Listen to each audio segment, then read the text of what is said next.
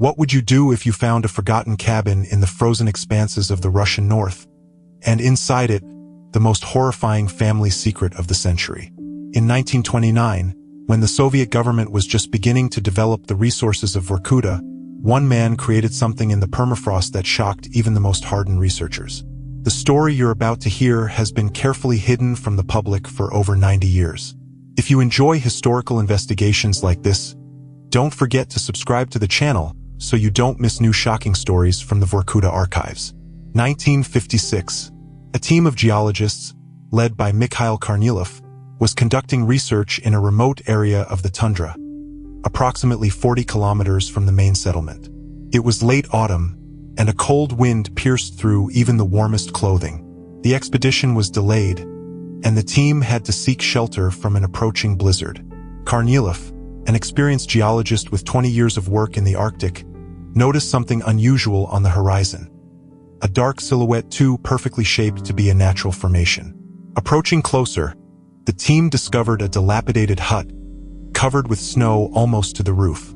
The structure appeared to have been abandoned for decades, but it still provided adequate shelter from the weather. "We didn't immediately decide to go inside," Kornilov later recalled in his notes, which are now stored in the Arkhangelsk State Archive.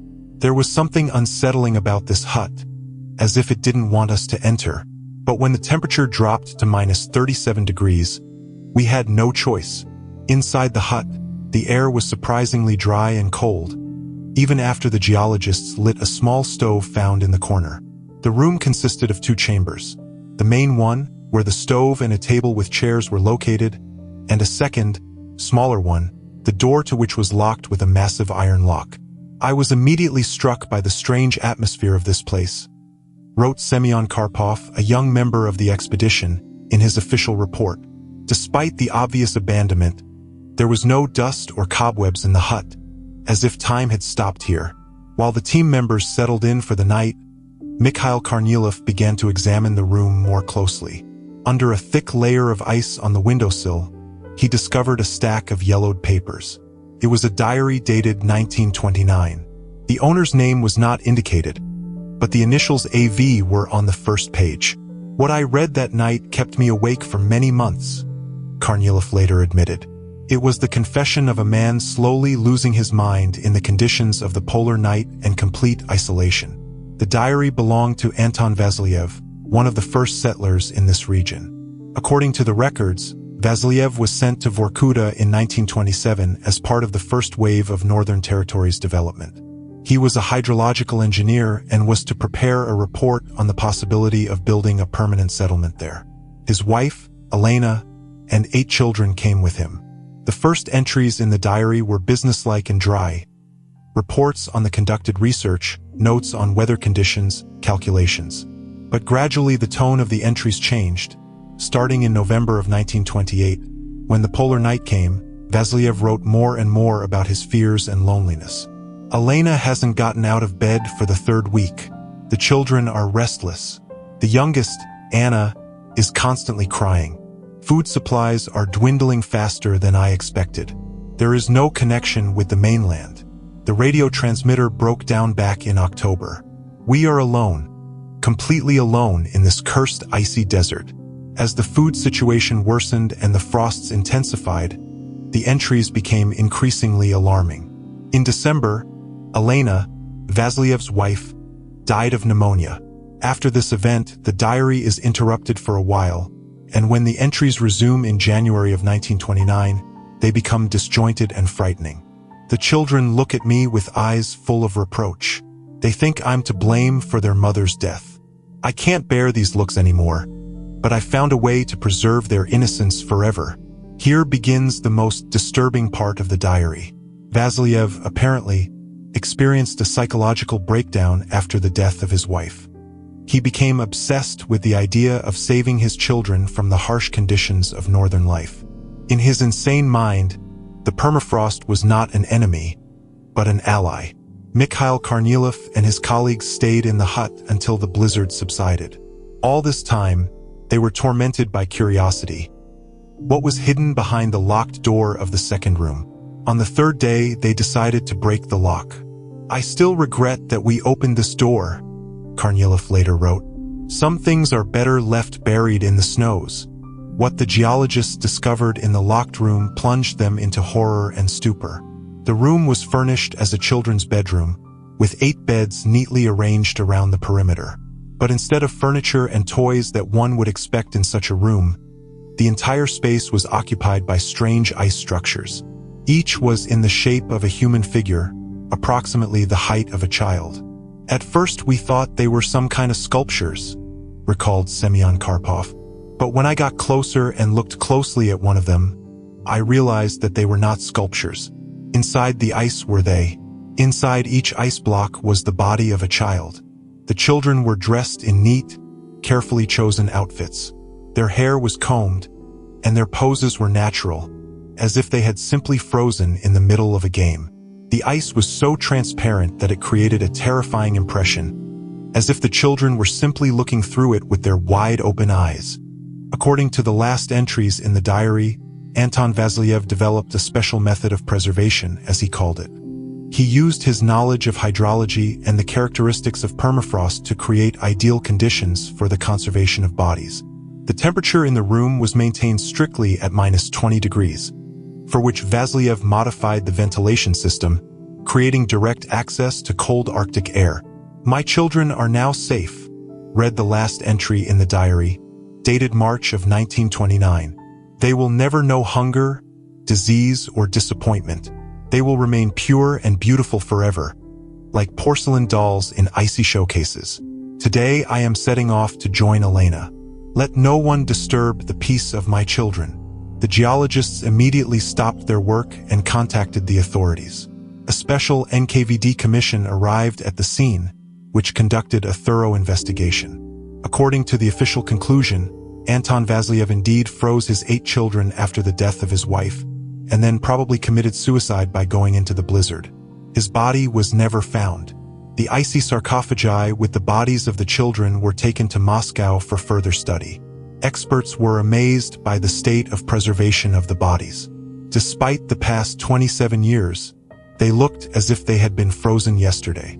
Of particular interest was the freezing method used by Vasilyev. This was not simple freezing, explained Professor Dmitry Sokolov, one of the leading forensic scientists of the time. Vasilyev developed a complex system of gradually lowering the temperature and adding certain chemicals to the water, which prevented the formation of ice crystals inside the tissues. In essence, he invented a primitive version of modern cryopreservation. The investigation also established that Vasilyev began his experiments long before arriving in Vorkuta. Among his belongings was found correspondence with foreign scientists who were engaged in cryopreservation issues. He communicated especially actively with the German biologist Wilhelm Hirschfeld, who in the 1920s conducted controversial experiments with freezing living organisms. Vasilyev was not an ordinary madman, claimed Dr. Igor Levin, a psychiatrist who studied the engineer's diaries. He was obsessed with the idea of immortality through the preservation of the physical body. The death of his wife and the harsh living conditions in the polar desert only became a catalyst for the realization of his long-standing plan. But the strangest discovery awaited the researchers ahead. Upon close examination of the children's bodies, forensic scientists discovered that they had all died at different times and from different causes. The eldest son, Mikhail, apparently died of pneumonia around the same time as his mother. 3 middle children, Sergei, Peter, and Ekaterina, died of exhaustion during January of 1929. But the remaining 4, Vasily, Maria, Nikolai, and the youngest, Anna, had no obvious signs of cause of death. "We cannot say with certainty what caused the death of the younger children," admitted Dr. Alexander Mikhailov, who performed the autopsy, in his report. "There are no signs of mechanical damage, poisoning, or disease.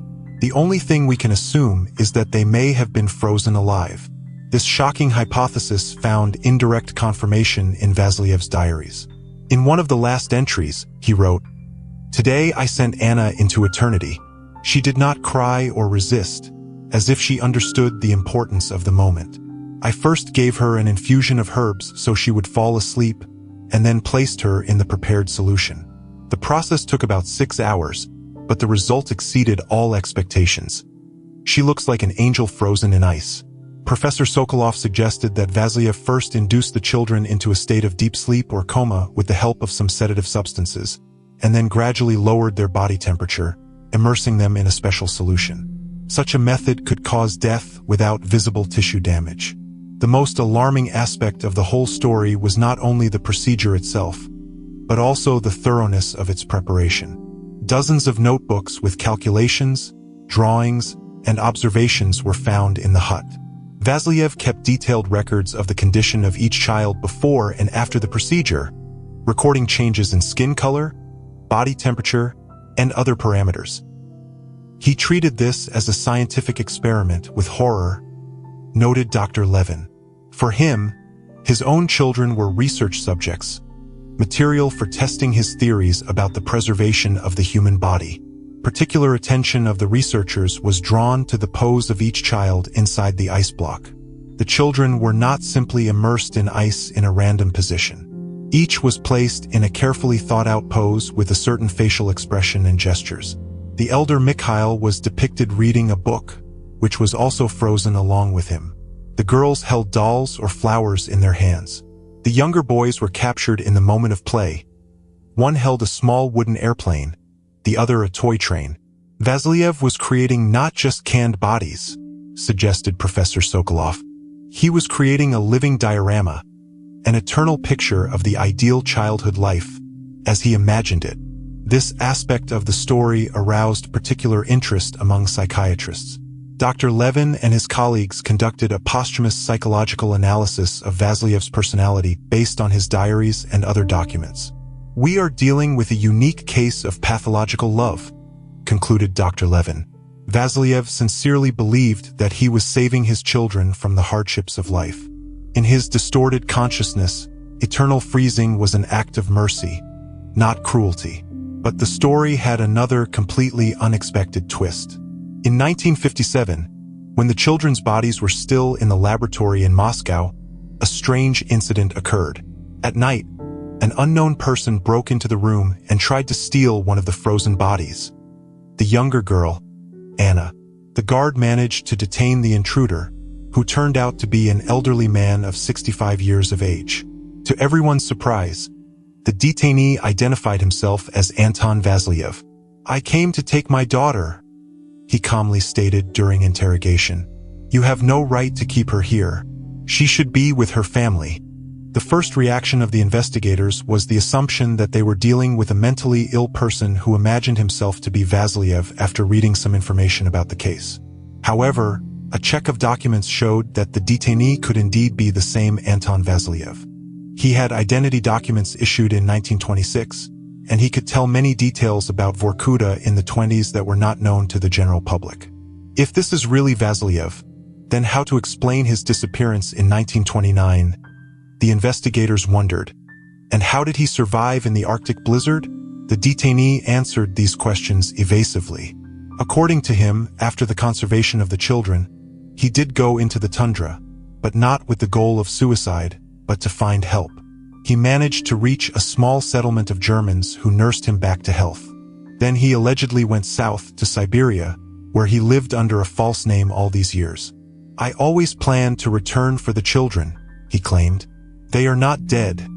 They are just waiting for awakening. I have developed a method not only for preservation, but also for returning to life." A psychiatric examination established that the detainee suffers from a severe mental disorder with delusional ideas. However, a physical examination revealed strange anomalies. Despite his stated age of 65 years, his physical condition corresponded to that of a 45-year-old man. Particularly surprising was the condition of his skin and internal organs, which showed minimal signs of aging. It seems that the aging processes in his body are significantly slowed down, noted Dr. Nikolai Petrov, who conducted the examination. This is impossible to explain from the point of view of modern medicine. The detainee was placed in a closed-type psychiatric clinic, where he spent the rest of his life. He died in 1983 and until his last day continued to assert that his children were not dead, but were in a state of suspended animation and would one day be brought back to life. As for the frozen bodies themselves, their further fate is shrouded in mystery. According to official documents, In 1958, it was decided to cremate the remains of Vasiliev's children and bury the ashes at the Novodevichy Cemetery. However, the archives of the Institute of Forensic Science contain a note from Professor Sokolov, dated 1960, which mentions the continuation of research on objects V1 through V8 in a special storage facility. Some researchers of this case suggest that the children's bodies were not cremated, but continued to be stored in a secret laboratory, where the unique methods of cryopreservation developed by Vasiliev were studied. In 1991, after the collapse of the Soviet Union, journalist Igor Savliev tried to find additional information about this case. He discovered several former employees of the Institute of Forensic Science who in the 50s had been involved in the study of Vorkuta samples, as they called them. "Yes, I remember those ice blocks," said former lab assistant Viktor Kuznetsov. "They were stored in a special room with a constant temperature of -20 degrees. We were amazed by the condition of the bodies. No signs of decomposition, even the skin color remained natural. It was especially creepy to look at their eyes wide open, as if alive. Sometimes it seemed that they were watching you when you walked around the laboratory." Another witness, who wished to remain anonymous, claimed that in the early 60s Soviet scientists were indeed trying to apply Vasiliev's methods to develop a technology for long-term storage of human organs for transplantation. Allegedly, they achieved some success, but the project was suddenly closed in 1964 after a series of unsuccessful experiments. "The problem was that no one fully understood Vasiliev's method," explained this source. "He had some special component that he added to the freezing solution. His diaries mention a certain northern grass that he collected in the tundra. Perhaps it was a plant with unique cryoprotective properties that the science of that time had not yet studied." In the 2000s, the story of the frozen children of Vorkuta periodically appeared in various publications devoted to paranormal phenomena and unsolved mysteries of the Soviet era. Most serious researchers considered it an urban legend or a greatly exaggerated version of a real case of infanticide. However, in 2010, an event occurred that again drew attention to this story. During construction work in the basement of the building of the former Institute of Forensic Science in Moscow, workers discovered a sealed room not marked on any building plan. Inside was a small refrigeration chamber of old design. The chamber had been disconnected from the electricity, probably several decades ago, but still retained traces of its purpose. On the walls of the chamber, 8 rectangular marks were clearly visible, as if large objects had long stood there, leaning against the wall. The dimensions of these marks corresponded to the approximate height of children of different ages. On the floor was found an envelope with photographs, 8 black and white images, each of which depicted a child inside a transparent ice block. On the back of each photograph were inscriptions: Mikhail, 12 years, Ekaterina, 10 years, Sergei, 9 years, and so on down to Anna, 4 years. The handwriting on the photographs matched the handwriting in Anton Vasiliev's diaries. This find became the occasion for a new investigation, but the official authorities quickly classified all information. According to unofficial data, the premises also contained documents indicating that the frozen bodies of children were stored at the Institute until 1985, after which they were moved in an unknown direction. Of particular interest is an entry in the observation log dated 1972. Object V8. Anna continues to show anomalous indicators. Minimal electrical activity of the brain has been recorded. A repeat study is scheduled for October 12th. This entry may indicate that at least one of the frozen bodies retained some signs of life activity even 43 years after freezing. If so, then Vasiliev's method really was ahead of its time and still remains unsurpassed in the field of cryopreservation of biological objects. In 2015, Russian researcher Andrei Solovyov published the book Secrets of the Permafrost, the case of Anton Vasiliev, in which he collected all available materials on this case. Solovyov hypothesized that Vasiliev actually developed a revolutionary method of cryopreservation based on the use of an extract from a rare Arctic moss that contains natural cryoprotectants. Vasiliev's diaries contain an indication of green moss with strange blue streaks, which he collected in certain places of the tundra, writes Solovyov. Modern studies show that a rare species of moss, Bryum cryophyllum, which contains unique compounds that protect plant cells from damage at extremely low temperatures, really grows in the Vorkuta area. According to Solovyov, Vasilyev could accidentally discover the properties of this moss and use it for his experiments. If so, then his method of cryopreservation could indeed provide exceptional tissue preservation, which explains the undamaged condition of the children's bodies even after decades. But the most terrifying aspect of this story is related to the psychological state of Vasilyev himself and his motives. Why did an engineer with a brilliant mind and education decide to freeze his own children? Dr. Anna Volkova, a modern psychiatrist who studied copies of Vasilyev's diaries, offers her interpretation. His records show a deep trauma associated with the death of his wife. Vasilyev could not accept the idea of mortality and decay of the human body. He was looking for a way to defeat time and keep his children in perfect condition forever.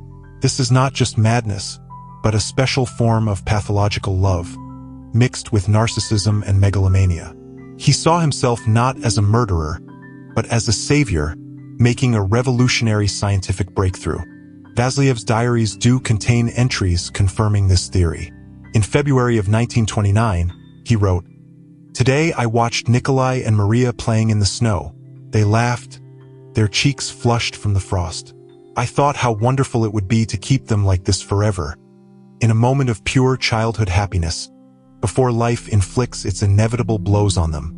Is this not an act of true parental love? To protect them from all future suffering?" Psychologists note that in the isolation of the polar night after the death of his wife, Vasilyev developed a special condition that modern psychiatry calls polar psychosis, a form of mental disorder that occurs in people who have been in extreme conditions of the far north for a long time. Characteristic signs of this condition are distortion of the perception of time, paranoid ideas, and a feeling of unreality of what is happening. In the conditions of the polar night, when the sun is not visible for months, the human psyche can undergo amazing transformations, explains Dr. Volkova. For Vasilyev, time seemed to stop, and the idea of physically stopping time for his children through freezing became a logical continuation of this distorted perception of reality. However, not all researchers agree with the version that Vasilyev acted solely out of psychopathological motives. Some point to the systematic, methodical nature of his actions, which is atypical for a person in a state of acute psychosis.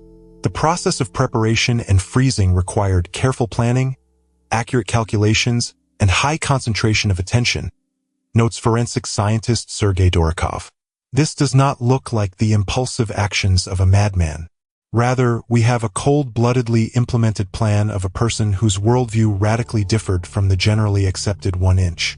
In favor of this version is the fact that Vasilyev, apparently, began his experiments with cryopreservation even before arriving in Vorkuta. Among his belongings were found records of experiments on freezing small animals dated 1925. Perhaps the trip to the far north was for him not just a business trip, but also an opportunity to continue research in ideal natural conditions. Of particular interest is the identity of the alleged Anton Vasilyev, who was detained while trying to steal Anna's body in 1957. If it really was him, then how to explain his youthful appearance and slowed aging processes? Some researchers hypothesize that Vasilyev could have tested his method of cryopreservation on himself. His diaries mention a partial procedure that he allegedly performed on himself in January of 1929.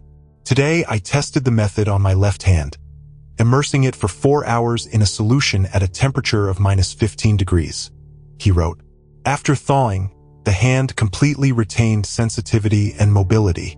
Moreover, a small cut that I received 2 days ago has completely healed." It seems that the process has an unexpected regenerative effect. A medical examination of the detainee in 1957 did reveal an abnormally high regenerative capacity of tissues and slowed metabolic processes. His body temperature was consistently below normal, 35 degrees, and his heart rate was only 42 beats per minute, which is typical for people in a state of hibernation. If this really was Vasilyev, then his body functioned in some special mode, noted Dr. Petrov, as if part of his physiological processes were frozen or extremely slowed down. The story of the frozen children in Vorkuta received an unexpected continuation in 2018, when a group of speleologists exploring abandoned mines in the vicinity of Vorkuta discovered an underground laboratory presumably created by Vasiliev. It was an incredible sight, recalls Dmitry Karpenko, the head of the expedition. At a depth of about 100 meters, we came across an artificially expanded cave in which primitive but functional refrigeration chambers were installed. The temperature inside the cave was naturally maintained at -18 degrees due to special geological conditions. Numerous records and drawings, as well as samples of frozen tissues of various animals, from small rodents to reindeer, were found in the laboratory. Judging by the dating of the documents, Vasiliev used this underground laboratory in the period from 1927 to 1928, before the death of his wife and the freezing of the children. A particularly interesting find was a sealed metal container with the inscription Formula N. Inside was a glass vessel with a dark green liquid and detailed instructions for its use. Chemical analysis showed that the liquid contains an extract of an unknown plant mixed with glycerin and several other substances. Apparently, this is the same cryoprotectant that Vasiliev used for his experiments, suggests biochemist Anastasia Lebedeva. The composition is very unusual. We found in it compounds similar to antifreeze proteins, which some Arctic plants and insects produce to protect against freezing, but the concentration of these compounds is unnaturally high, as if they had been artificially synthesized or extracted by some special method. The documents found in the underground laboratory shed light on another aspect of Vasiliev's activities. It turns out that initially, he planned not only to preserve the bodies of his children, but also to subsequently bring them back to life. In one of his notebooks, he describes in detail the theoretical process of thawing and resuscitation. The thawing should take place gradually over 72 hours. First, the object is placed in solution A at a temperature of -5 degrees Celsius for 12 hours. Then it should be moved to solution B, and the temperature should be slowly raised to 0 degrees Celsius over the next 12 hours. In the third stage, electrical stimulation of the heart muscles begins with weak impulses, gradually increasing their frequency. What follows is a detailed description of the process, which is essentially a prototype of modern methods of resuscitation and controlled exit from hypothermia. Many of the techniques described by Vasiliev only began to be used in medicine in the 1970s and 1980s. According to cardiologist Mikhail Zimin, if Vasiliev really developed these methods in the 1920s, then he was half a century ahead of medical science. Some of the techniques he described are surprisingly similar to modern protocols for resuscitating patients with deep hypothermia. But the strangest discovery awaited the researchers in the far part of the underground laboratory. There, a small chamber was found, carved into the permafrost and carefully isolated. Inside was a wooden box, resembling a coffin, but with a transparent lid made of thick glass. The box was empty, but traces remained on the bottom, indicating that a human body had been there for a long time. A metal plate was attached to the wall of the box with the inscription Elena Vasilieva, 1902 to 1928. Eternal storage, until return. This discovery completely changes our understanding of the story. Apparently, Vasiliev did not simply bury his wife after her death, as indicated in his diary, but tried to apply his cryopreservation method to her. Perhaps it was the failure to preserve his wife's body that prompted him to prepare the procedure more carefully for his children. There is a certain logic to his actions, Dr. Volkova suggests. After the death of his wife, he faced the reality of losing a loved one.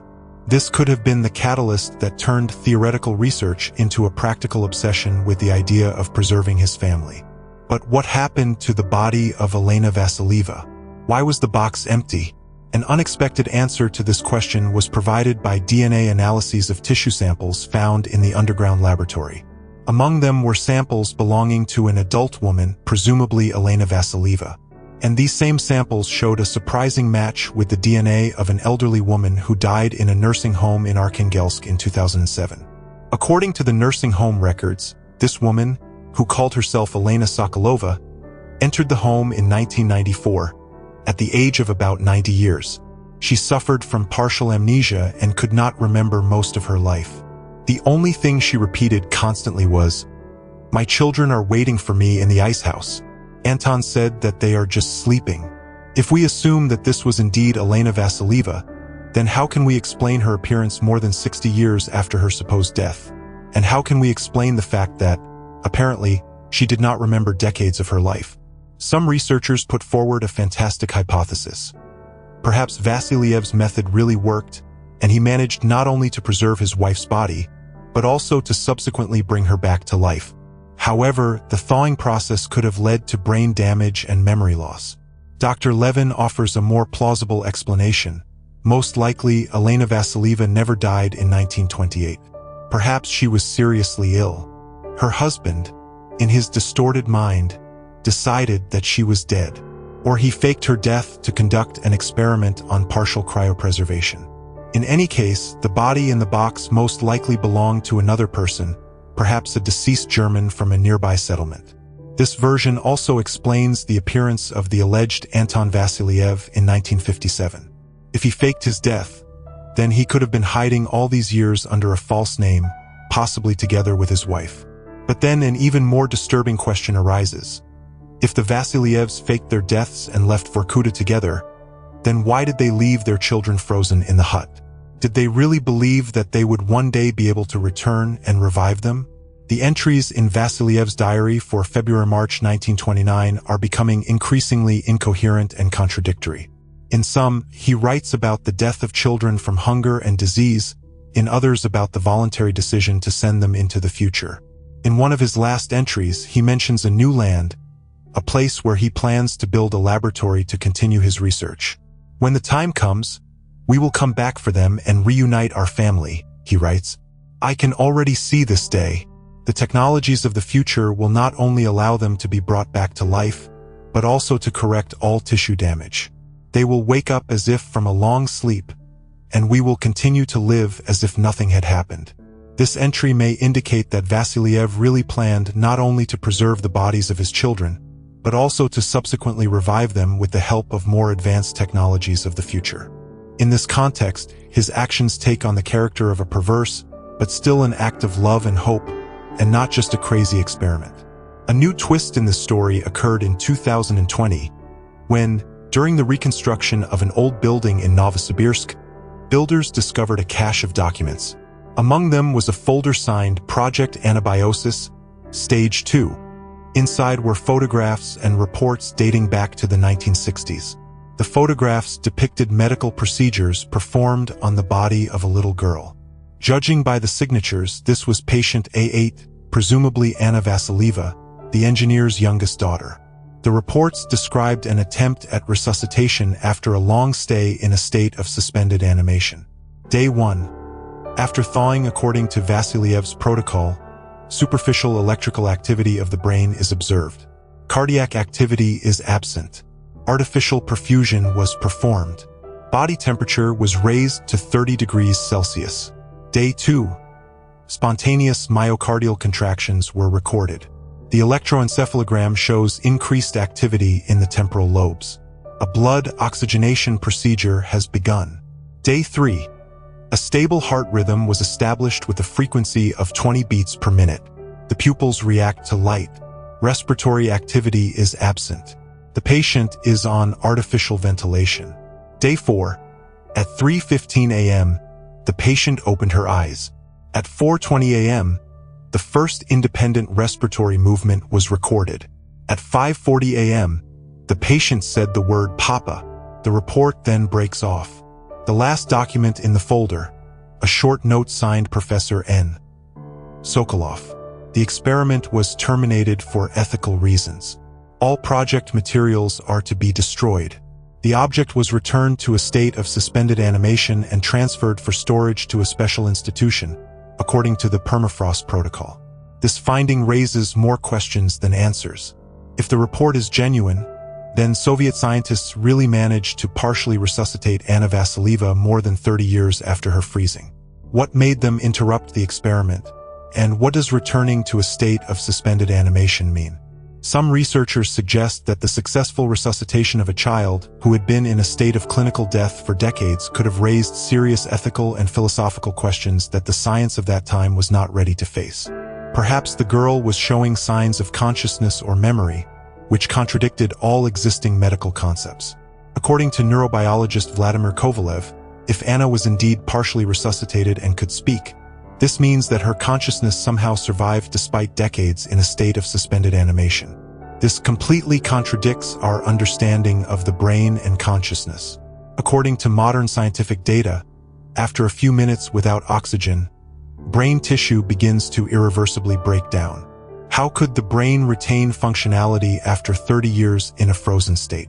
The mention of a special institution and the Permafrost protocol indicates that experiments with the frozen bodies of Vasiliev's children could have continued under strictly secret conditions. Perhaps they continue to this day in 2021. A former employee of one of the secret research institutes in Siberia, who wished to remain anonymous, made a shocking statement.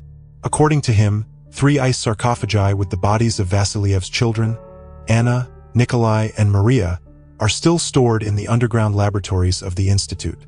The remaining 5 bodies were cremated at various times after unsuccessful resuscitation attempts. "I saw these sarcophagi with my own eyes," he claimed. They are stored in a special bunker 40 meters underground, where the temperature is constantly maintained at -20 degrees Celsius. The bodies look alive, as if the children had just fallen asleep. The youngest girl, Anna, looks especially creepy. Sometimes it seems that her eyes are moving under her closed eyelids, as if she is dreaming. According to this source, the institute regularly conducts research on the tissues of children and the experimental cryoprotectant developed by their father. Of particular interest is the brain tissue, which, contrary to all scientific ideas, shows no signs of destruction, even after almost a century in a frozen state. The formula that Vasiliev developed still remains a mystery to modern science, the source claimed. "We have tried to reproduce his cryoprotectant based on the preserved samples, but without success. There is some component in it that we cannot identify." Even more disturbing was the claim that in 2018, another attempt was made to resuscitate Anna Vasilieva using modern technologies of extracorporeal membrane oxygenation and stem cell therapy. According to the source, the experiment was partially successful. It was possible to restore heartbeat and brain activity corresponding to a state of deep sleep. However, complete awakening did not occur, and after 72 hours, the girl was returned to a state of suspended animation. After this experiment, strange things began to happen, the source said. Employees working with Anna's body complained of inexplicable sensations, as if someone was watching them or even trying to communicate. Several people quit.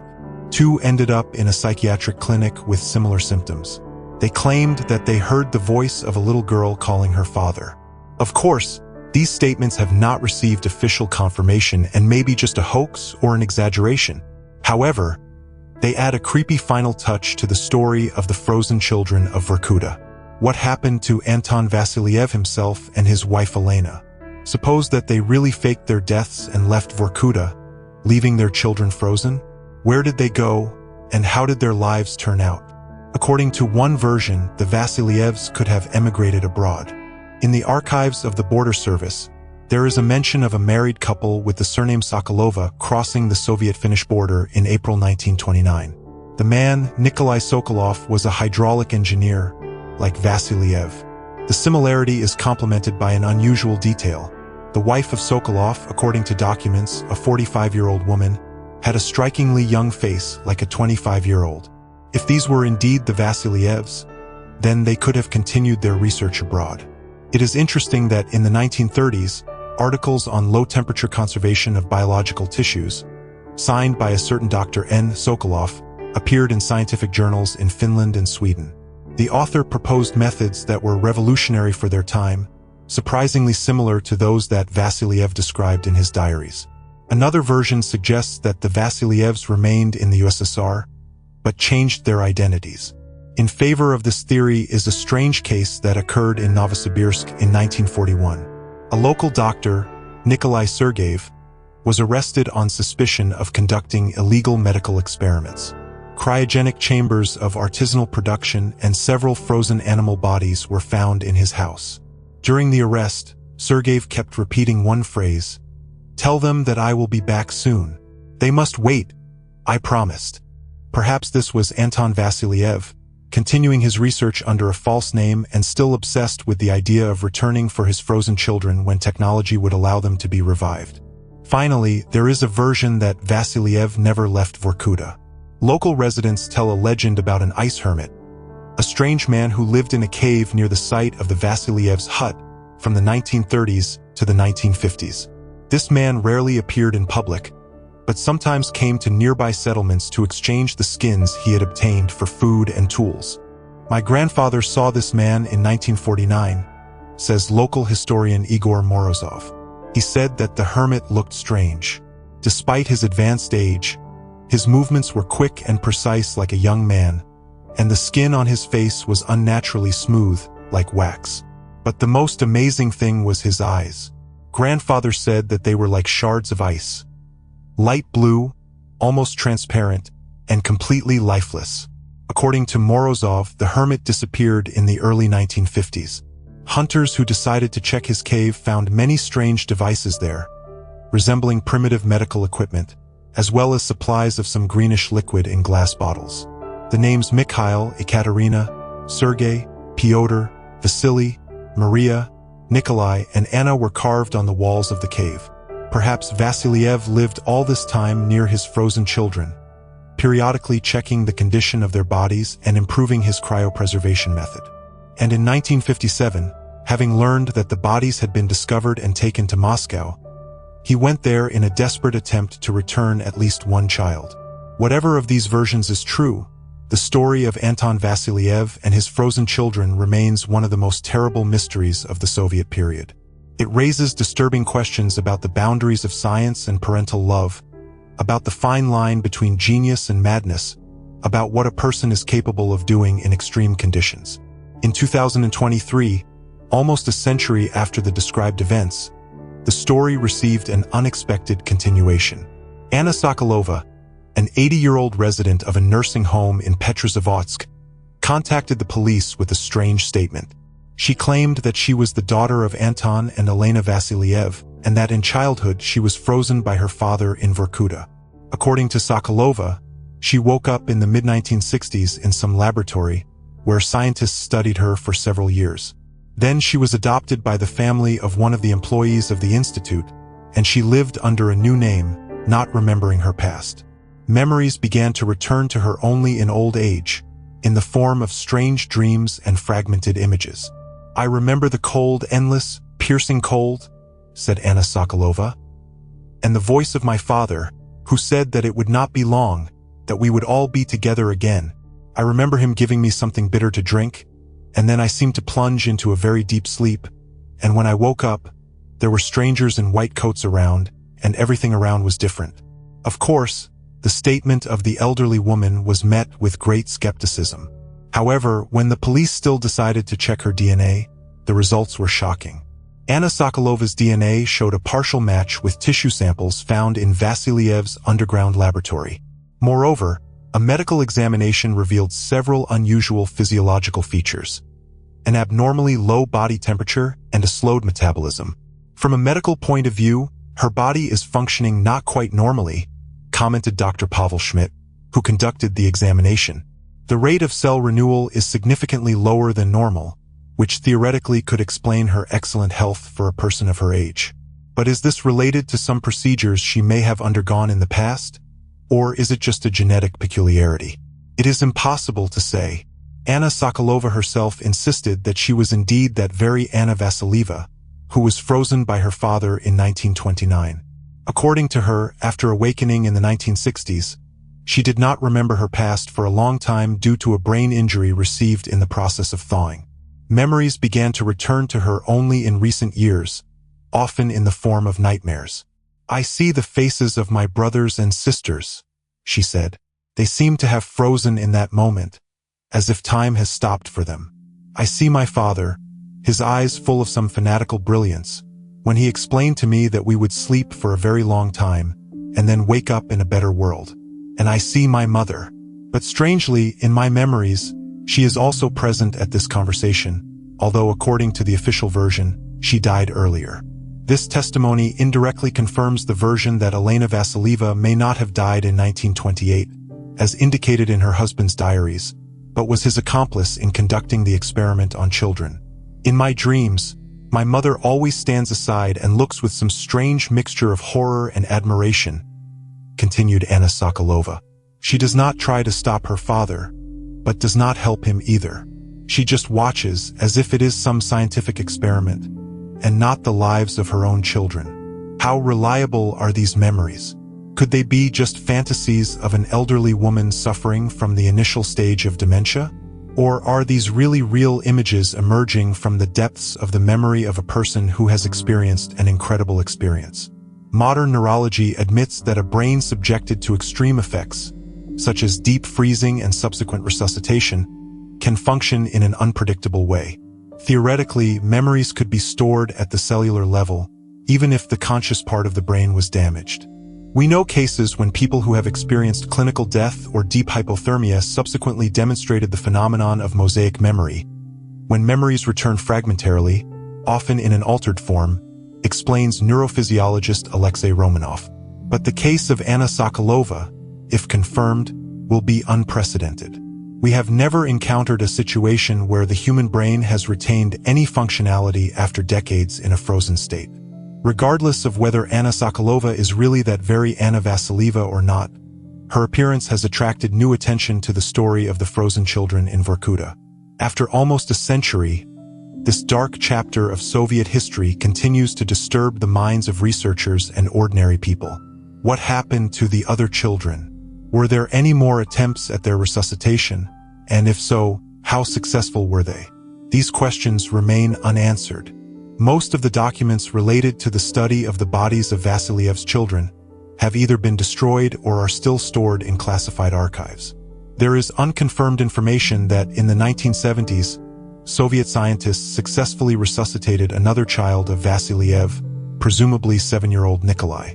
According to this version, the boy was brought back to life, but showed severe developmental abnormalities.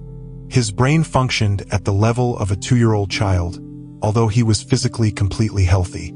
Allegedly, he was placed in a special institution near Novosibirsk, where he lived until the early 1990s, never managing to adapt to normal life.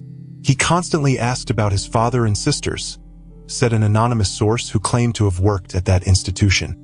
Every day he went to the window and looked north for a long time, as if he was waiting for someone.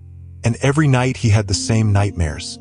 He shouted that the ice was returning and that he could not move again. If this story is true, then it raises a disturbing question. What happens to the consciousness of a person in a state of deep freezing? Are any forms of perception or thinking preserved? If so, what is it like to spend a decade in a consciousness locked inside an immobile, frozen body? Modern research in the field of cryopreservation has advanced far since Anton Vasiliev conducted his experiments in a snowy hut in Vorkuta. Today, scientists can successfully freeze and thaw individual organs and tissues, preserving their viability. Some companies offer cryopreservation services for human bodies after death in the hope that future technologies will allow them to be revived. But no one knows for sure whether full restoration of human consciousness is possible after a long stay in a frozen state. And no one knows what could have happened to the consciousness of Anton Vasiliev's children during those decades that they spent in the ice. If you believe some evidence, then experiments with the bodies of Vasiliev's children showed that even after many years in a frozen state, the brain can retain some activity, argues Dr. Romanov. This contradicts all our ideas about the physiology of the brain. But if this is true, then a terrible question arises. Could these children somehow be aware of their situation all these years? This thought is so disturbing that most researchers prefer not to consider it. It is much easier and more humane to believe that Vasiliev's frozen children were dead in the usual sense of the word, and their consciousness did not function all these decades. But what if the truth is different? What if Vasiliev's method really allowed not only tissues to be preserved, but also some forms of consciousness? In his last diaries, he wrote something that can be interpreted precisely like this. Today I spoke with Mikhail through the ice. His lips did not move, but I clearly heard his voice in my head. He said that it did not hurt, just very, very cold, and that he sees strange dreams about places where he has never been and about time that has not yet come. I am sure that these are not hallucinations. Somehow, The cryoprotectant creates a connection between our consciousnesses. If we assume that Vasiliev was not crazy, but really developed a method that was decades ahead of its time, then these lines take on a truly terrible meaning. What if the frozen children really remained in some state of altered consciousness? What if they were all this time waiting for their father to return for them, as he promised? In 2024, 95 years after the events described, an unusual natural phenomenon was observed in the Vorkuta region, in the place where Vasiliev's hut supposedly stood. For several nights, local residents observed a strange glow over the tundra, a pillar of cold blue light rising high into the sky. Scientists explained this as a rare atmospheric phenomenon associated with electrical discharges in the upper atmosphere. But old-timers claimed that they saw 8 children's figures in this light, holding hands and as if floating in the air. And some said that they heard children's laughter echoing through the tundra and words repeated again and again. "Papa is coming. Papa is finally coming for us." Perhaps these are just local legends that have grown on the basis of a terrible story. Or perhaps in the cold expanses of the Russian north there is really something happening that does not fit into the framework of our understanding. Something that began almost a century ago, when one person decided to challenge time and death using the power of permafrost. The last known photograph of Anton Vasiliev, taken shortly before his disappearance, is now stored in the archive of the city of Vorkuta. It depicts a middle-aged man with a piercing gaze, light eyes, standing against the backdrop of a snowy landscape. In his hand he holds some kind of glass vessel with a dark liquid, and on his face is frozen a strange expression, neither triumph nor deep sorrow. Who was this man really? A madman who killed his children in a fit of psychosis, or a brilliant scientist who was ahead of his time and found a way to cheat death? The answer to this question may forever remain hidden under the thickness of the permafrost, storing its secrets for centuries. But there is one detail that makes you think. A strange document dated 1957, the very year when the alleged Vasiliev tried to steal the body of his youngest daughter, was found in the archives of the Institute of Forensic Science. This is a medical report on his state of health. And there is one phrase in it that is difficult to explain. The patient demonstrates abnormally high regenerative abilities. When taking a blood sample, the puncture wound completely healed in 19 seconds. His body temperature remains stable at 35 degrees. Preliminary blood analysis revealed the presence of unknown compounds, presumably of organic origin. What were these compounds, and how are they connected to the green moss with blue streaks that Vasiliev collected in the tundra? Perhaps he not only found a way to preserve the bodies of his children, but also discovered something more significant, a substance capable of slowing down or even reversing the aging processes of a living organism. If so, his obsession with the idea of preserving his family could have been just the first step towards a far more ambitious goal, defeating death itself. And who knows, perhaps somewhere in the remote Arctic wilderness, in an underground laboratory or a camouflaged bunker, Vasiliev's experiments continue to this day, and the frozen bodies of his children are still waiting for the day when their father returns with a solution to bring them back to life, as he promised them almost a century ago, before plunging them into an eternal icy sleep. In 1993, a team of geologists working in the Vorkuta region reported a strange discovery in a remote area of the tundra. They found a deep crevice at the bottom of which was a small lake. The water in the lake had an unusual bluish tint and did not freeze, even at extremely low temperatures.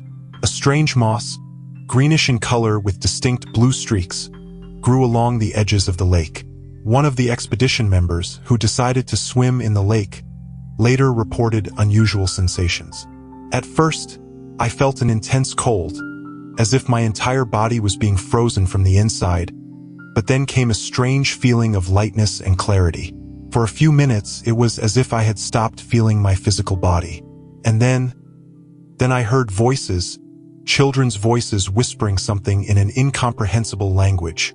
After the expedition returned, this man lived for another 30 years and died at the age of 102, maintaining mental clarity and physical activity until his last days. And on his body, at the site of an old appendectomy scar, a strange bluish mark in the shape of a child's palm was discovered. Perhaps in the harsh expanses of the Russian north, amidst the endless snow and permafrost, Secrets lie hidden that humanity is not yet ready to uncover. And perhaps the story of Anton Vasiliev and his frozen children is only the first chapter in a book that is just beginning to be written. In the meantime, if you ever find yourself in the vicinity of Vorkuta on a clear winter night, pay attention to the stars. Local residents say that sometimes, when the stars are especially bright and the air is crystal clear, you can see 8 small bluish lights dancing above the tundra. And if you listen closely, you can hear children's laughter and the words, "We're waiting for you, Papa. We're still waiting for you." And who knows, maybe somewhere out there in the icy expanses, Anton Vasiliev is still searching for a way to his children in order to fulfill the promise he made to them almost a century ago.